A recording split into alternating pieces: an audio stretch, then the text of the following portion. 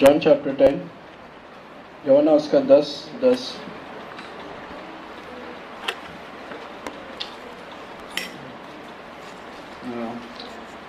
The thief purpose is to steal and kill and destroy.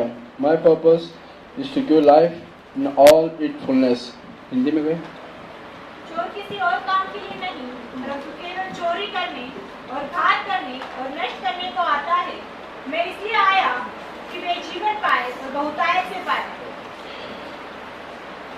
हम देखते कि इस दुनिया में काफ़ी सारे चोर हैं और वो हम देखते कि काफ़ी सारा संसार की चीज़ों को चोरी करते हैं, बट बाइबल हमें और एक चोर के बारे में बताता है जो डेविल, एक शैतान हम बोल सकते हैं, और वो उसको कोई इंटरेस्ट नहीं हमारे घर की चीज़ों में। वो हमारा ना ही वेडिंग रिंग चोरी करने आएगा और ना ही हमारे लॉकर में जो पैसे वो चोरी करने नहीं आएगा, और ना ही हमारे बैंक अकाउंट में कितना पैसा है, चाहे कितना ही पैसा नहीं दो, वो चोरी करने नहीं आएगा। और काफ़ी हमारा कपड़े की चीज़ हम बोल सकते हैं, वो भी उसको इंटरेस्ट नहीं उस चीज़ में। बट अब यहाँ पर देखते हैं कि ये चोर जो बाइबल हमें सिखा रहा है, वो चोर सिर्फ हमारा जॉय और हमारा पीस, हमारा लव, जैसे ब्रदर ने बताया, ये सब चीज़ हमारे अंदर, ये सब क्या मिल गया? परमेश्वर की दिया हुआ चीज़ है। और उसको पता है वो रिंग और पैसा ऐसे इम्पोर्टेंट नहीं है, बट ये जॉय, ये पीस और परमेश्वर का प्रेम, ये बहुत इंपॉर्टेंट चीज़ है उसके नज़र में। और इसलिए वो चीज़ को चोरी करने आएगा, ना कि संसार के चीज़ों को। आगे क्या लिखा है उसी वर्ड में? जीसस क्या बोलते हैं? माय पर्पस हिंदी में, मैं इसलिए आया हूँ कि जीवन पाए और बहुतायत से पाए। हाँ, इसलिए आया कि यीशु मसीह बोलते हैं कि मैं इसलिए नहीं आया हूँ, मैं इसलिए आया हूँ कि उसका जीवन, यीशु मसीह का जीवन देने के लिए आया। और यहाँ पर देखते हैं कि हम परमेश्वर अपना जीवन देने के लिए आया, लेकिन चोर सिर्फ चोरी करने, घात करने और हत्या करने के लिए, टोटल डिस्ट्रॉय करने के लिए आए हैं। और आगे देखते हैं कि और हम यीशु मसीह यहाँ पर देखते हैं कि कुछ फरीसी से बातें कर रहे हैं और उनका फरीसी और उनके बीच में कुछ बातों को हो रहा है। मेथड निकला जॉन चैप्टर 8 वर्स 43। तुम मेरी बात क्यों नहीं समझते? हाँ, इसलिए कि तुम मेरा वचन सुन नहीं सकते। तुम बट अपने पिता शैतान से हो और अपने पिता की लालसाओं को पूरा करना चाहते हो। वह तो आनंद से हत्यारा है और सत्य पर स्थिर न रहा, क्योंकि सत्य उसमें है ही नहीं। जब वह झूठ बोलता तो अपने स्वभाव ही से बोलता है, क्योंकि वह झूठा है, वरन झूठों का पिता है। ओके, यहाँ पर हम देखते हैं कि यीशु मसीह, जो फरीसी जो लोग हैं, वो चर्च जाते थे, सब कुछ उनको पता था बाइबल के बारे में, लेकिन फिर भी वो शैतान को फॉलो कर रहे थे। यीशु मसीह उनको क्लियर बताया कि तुम शैतान का, तुम्हारा पिता अब्राहम नहीं है। उन लोगों को लगता है कि मैं अब्राहम को फॉलो करें, बट आगे अगर पूरा पढ़ेगा इसमें, उन लोगों को लगता है मैं अब्राहम को फॉलो करें, लेकिन वो यीशु मसीह को मारना चाहते थे। बट लेकिन यीशु मसीह वहाँ पर बता रहे तुम अब्राहम को फॉलो नहीं कर रहे हो, लेकिन शैतान को फॉलो कर रहे हो। एग्जैक्टली चर्च में जाने के बाद वो लोग बाइबल पढ़ रहे, इतना अच्छा नॉलेज था बाइबल के बारे में, काफ़ी अच्छा जानते थे, अच्छे से चलते थे, बट उनका लाइफ एक चोर के जैसा था।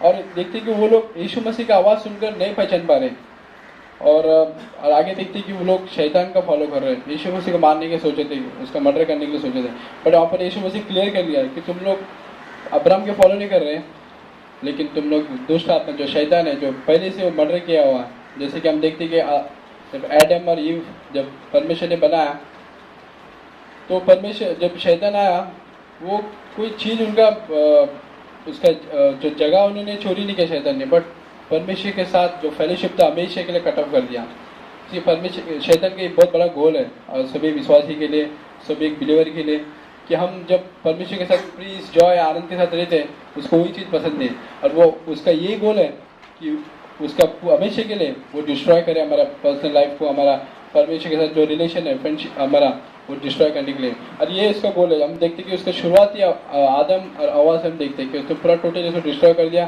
परमेश्वर से टोटली अलग कर दिया। और उसी तरह हमारा भी अभी भी उसका वही गोल है कि हमारा जीवन परमेश्वर के साथ न रहे, बल्कि उसके साथ हम जिस तरह शैतान चाहते हैं उस तरह हम चले। और हम इस चीज़ से बचने के लिए एक चीज़ हम देख सकते हैं कि इसका सोल्यूशन क्या हो सकता है। कि शैतान अगर हमें बता रहा है कुछ चीज़, तो इसका सोल्यूशन क्या हो सकता है। एक चीज़ और एक बताना चाहूँगा, जैसे सोल्यूशन यहाँ पर लिखा है, John chapter 10 verse 27. यदि मैं अपने पिता का काम नहीं करता तो मेरा विश्वास ना करो। John chapter 10 verse 27 मतलब 27. मेरी पीढ़ी मेरी शब्द सुनती है। मैं उन्हें जानता हूँ। वे मेरे पीछे पीछे चलती है। ओके, यहाँ पर लिखा है कि जो मेरा भेड़ है, अगर तुम उसके भेड़ हो तो उसकी आवाज़ हम सुनेंगे। किसकी आवाज़? शैतान की नहीं, परमेश्वर की आवाज़। और आगे क्या लिखा है? My sheep recognize my voice, I know them and they follow me. I give them eternal life and they will never perish. यहाँ पर क्या लिखा है? जो भेड़ है वो मेरी आवाज़ को सुनेगा। सिर्फ यीशु मसीह यहाँ पर धरती में था, वो दो आवाज़ को सुनता था। एक तो शैतान का आवाज़, हम देखते हैं कि उसको परीक्षा हुआ तो शैतान ने बोला इस पत्थर को तो रोटी बना के खा ले, हम देख सकते हैं। तो उसने सुना। तो हम भी यहाँ पर रह के दो आवाज़ सुन सकते हैं, तो शैतान का और एक परमेश्वर का। हर टाइम, हर डिसीजन में, हर टाइम में हम दो आवाज़ सुनते हैं कि शैतान हर टाइम सुनते हैं कि क्या करें हम।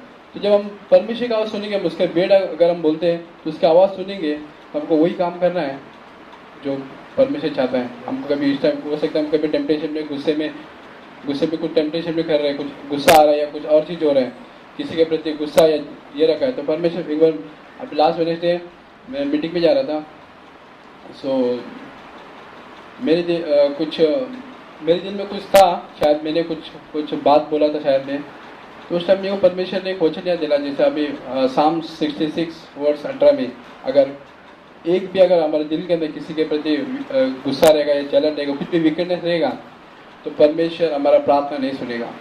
और मैं जस्ट रिक्शा में जा रहा था, मैं ट्रेन में मेरे को जस्ट याद आ गया, और मैं जब रिक्शा पकड़ा और मैंने उस बाइक को रिंग किया और मैंने उससे मतलब क्लियर किया जो भी हमारा हुआ था। मैंने बोला ब्रदर सॉरी, ऐसा तो मैंने जो कुछ भी बोला। मैं कहने का मतलब, अगर एक डोर भी तुम खोलोगे इस चीज़ शैतान के लिए, अगर हम दिल में कुछ किसी को हमको गुस्सा या हमारे जलन या कुछ हम खुन्नस से रख रहे हैं और उसके प्रति हम तुम क्लियरिफाई नहीं करेंगे, तुम उसको ब्रदर आई एम सॉरी, मैंने आपको ऐसा शब्द बोला है, तो इस चीज़ को क्लियर नहीं करेंगे तो शैतान हमको मौका, हम उसके लिए द्वार खोल रहे हैं और हमारे जेल में आएगा और वो बहकाएगा हमको, अरे देखो ब्रदर तेरे बारे में ऐसे सोचता है, तेरा भाई ऐसे सोचता है, तेरे प्रति वो ऐसा कर रहा है, इतना तो को नुकसान क्या है, इतना ये लॉस क्या है, ये काफ़ी सारा दिमाग में डालेगा और उस हमको समझना है उस टाइम। इसलिए यहाँ पर यीशु मसीह बता रहे हैं, मेरा भेड़ मेरी आवाज़ सुनता है और वो क्या करेगा, जो भेड़ को आवाज़ सुनेगा परमेश्वर का वही करेगा। आगे क्या लिखा है? हिंदी में कोई पढ़ा 27 वापिस पढ़ने एक बार, जॉन चैप्टर 10 वर्स 27। मेरी भेड़ें मेरी शब्द सुनती है, मैं उन्हें जानता हूँ और वे मेरे पीछे पीछे चलती है। हाँ, ओके। यहाँ पर क्या, जो मेरी भेड़ है मेरी आवाज़ सुनती है, किसकी आवाज़? परमेश्वर की आवाज़, और उनको सुनना हमेशा। और उसके बाद आगे क्या लिखा है? वो मेरे पीछे पीछे आती है और मैं उनको वो जीवन दूंगा, अनंत काल का जीवन। और आगे देखते कि शैतान का लिए आता है चोरी करने, घात करने, हत्या करने। आगे क्या लिखा है? मैं यीशु मसीह बोलते हैं मैं जीवन देने आऊँ। वो जीवन को हम, यीशु मसीह का जो जीवन है, पीस, जॉय, परमेश्वर का प्रेम, जिसको हमको क्षमा करने के लिए हमको नहीं होता है, बट परमेश्वर को हमको जीवन दिया है, हमको क्षमा करें, तो वो जीवन चुराने के लिए आते हैं ताकि हम उसके साथ फेलोशिप करें और डिस्ट्रॉय कर दें जो रिलेशन है परमेश्वर के साथ। तो इसलिए हमको हमेशा उसकी आवाज़ सुनना है, हर टाइम, हर पल। लॉर्ड इस समय मैं क्या करूँ, मैं सही कर रहा हूँ, गलत कर रहा हूँ, और वही हमको करना। एक बार जॉन 8 में पढ़ेगा, तो जैसे मैंने बताया था शायद एक बार कि कुछ ज्यूस या फरीसी लोग आते हैं, वो जो स्त्री को जो व्यभिचार में पकड़ी जाती है, और वो यीशु मसीह के पास ये कहते हैं कि अकॉर्डिंग टू लॉ, मोसेस के लॉ के अनुसार उस स्त्री को अगर एक व्यभिचार में पकड़ा गई है तो उसको पत्थर से मार कर हत्या कर दिया जाता था।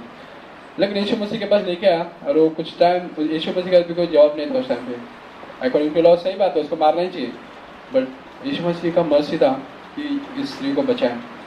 और वो थोड़ा वेट किया कि परमेश्वर मैं क्या करूँ।